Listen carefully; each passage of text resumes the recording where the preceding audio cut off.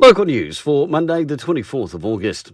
George Bunnett has been named the Kortiva Wairarapa Young Viticulturist of the Year for 2020. He'll go on to represent the Wairarapa for a second year in a row.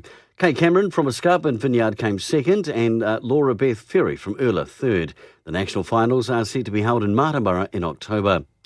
National Finance spokesperson Paul Goldsmith will be in the region today, hosted by Business Wairarapa. The ticketed events with drinks and nibbles will happen at Ferrier's Bar and Eatery from 4:30pm.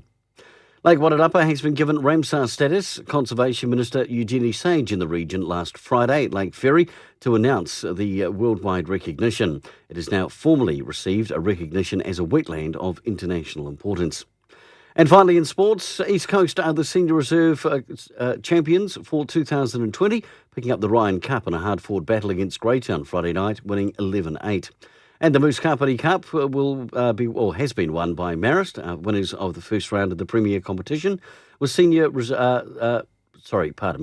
with the Premier semi-finals set to be played this weekend. Marist will host Martinborough and Greytown will host Ekanahuna.